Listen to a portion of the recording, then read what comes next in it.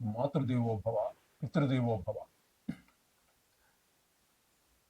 June నెల 2025 గోచార ఫలితాలు ఏ విధంగా ఉన్నాయో తెలుసుకునేటటువంటి ప్రయత్నం చేద్దాము.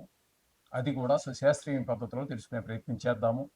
ఇందులో నా కల్పనలు కానీ, నా పైత్యం కానీ, నా కవిత్వం కానీ ఏమీ ఉండదండి. శాస్త్రం ఎంతవరకు ఉందో అంతవరకే చెప్పడం జరుగుతుంది. ఇందులో మిమ్మల్ని ఇంప్రెస్ చేయడానికి, మీ మెప్పు పొందటం కోసం ఎవరో మీ జీవితంలో ప్రవేశిస్తారని, మీరు కోట్లు సంపాదించేస్తారని ఇట్లాంటి పనికి మాలిన మాటలు ఏవి నేను చెప్పనండి. అలాగే కొన్ని గ్రహాల ప్రతికూలత ఉంటుంది, సహజం. కాబట్టి దాన్ని బూచిగా చూపించి మిమ్మల్ని భయభ్రాంతులు చేసే ప్రయత్నం కూడా ఏమీ ఉండదు. ఇది కేవలము గోచార ఫలితాలు మాత్రమే. ఇది నిష్ణాతుడైనటువంటి శాస్త్రకారుడు చెప్తే ఒక 10 నుంచి 15% ఉంటుంది. తదుపరి ఫలితాలన్నీ కూడా మన వ్యక్తిగత జాతకం మీద ఆధారపడి ఉంటాయి.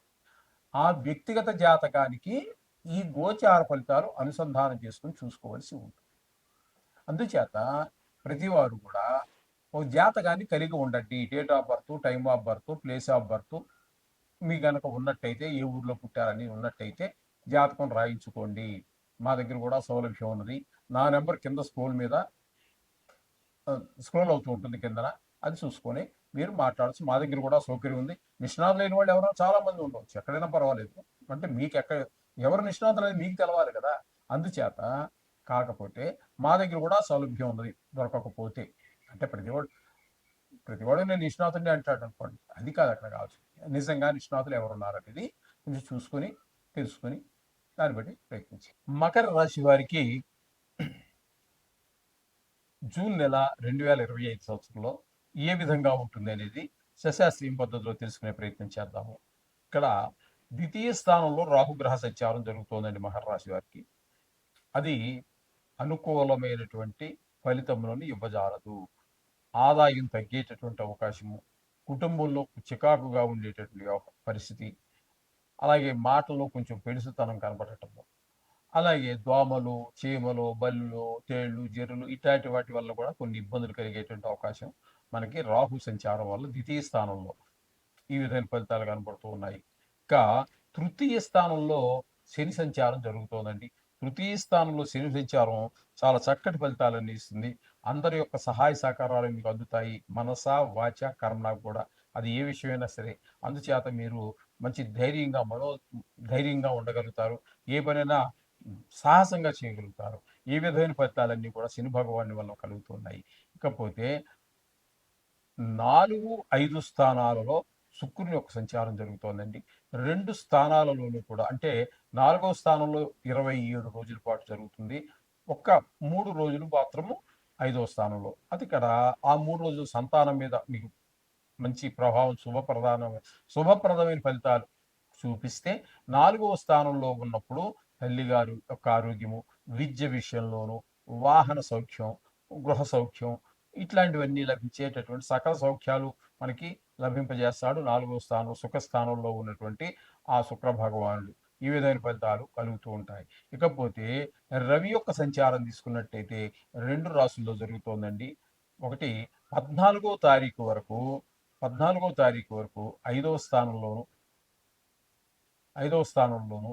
తదుపరి 6వ స్థానంలోను జరుగుతుందండి. 15 నుంచి ఇక్కడ జరుగుతుంది నెలాఖరు వరకు. ఇక్కడ 5వ స్థానంలో పిల్లల మీద దుష్ప్రభావం చూపించినప్పటికీ, 6వ స్థానంలో మాత్రం మీకు ఆరోగ్యం బాగుండే విధంగా, రుణాలు పుట్టే విధంగా, లేకపోతే రుణాలుంటే తీర్చేసే విధంగా, మీకు ధనానికి ఏ విధమైన లోటు లేకుండా ఉండే ప్రయత్నం అంతా కూడా మీ ఈ రవి యొక్క సంచారం, 6వ స్థాన సంచారం వల్ల మంచి శుభప్రదమైనటువంటి ఫలితాలన్నీ కలుగుతాయి. ఇకపోతే బుధుని యొక్క సంచారం తీసుకోవాలి. బుధుని యొక్క సంచారం 3 రాసుల్లో జరుగుతోందండి.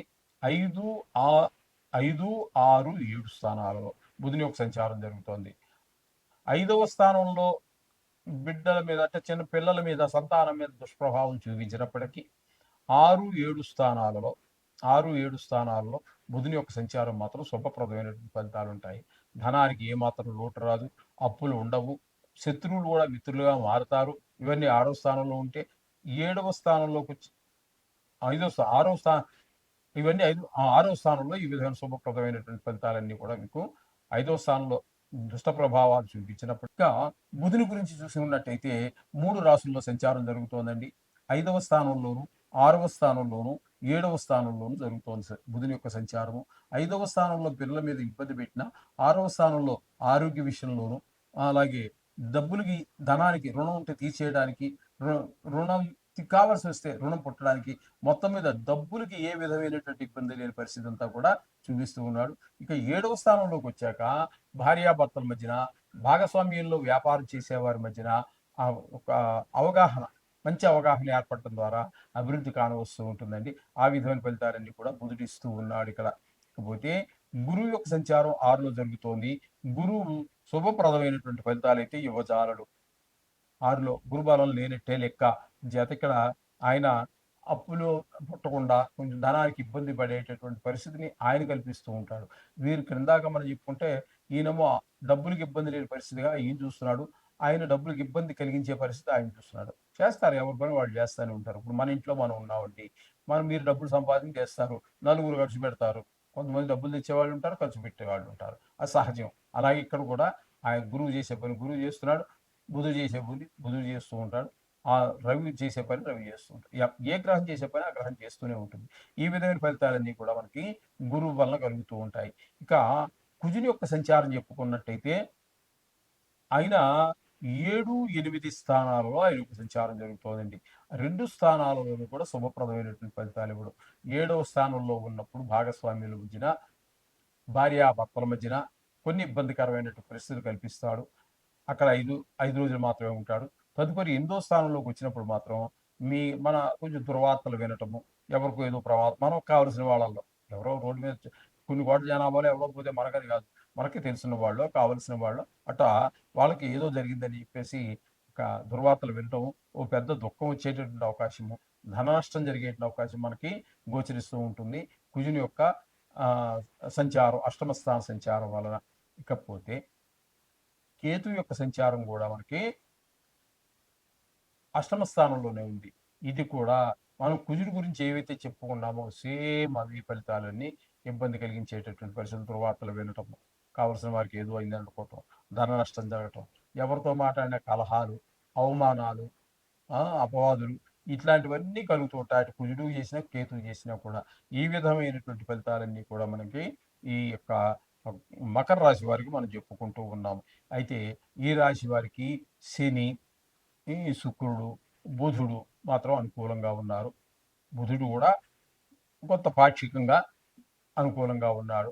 కాబట్టి తగు జాగ్రత్తలు తీసుకొని ఏ విషయాల్లో ఏ గ్రహాలు మనకు ప్రతికూలంగా ఉన్నాయో విన్నారు కాబట్టి తగు జాగ్రత్తలు తీసుకుంటూ ఆ నవగ్రహ పూజ చేసుకోండి. మీకు చక్కటి ఫలితాలన్నీ కూడా పొందగలుగుతారు. అందులో ఏమాత్రం సంశయం లేదు.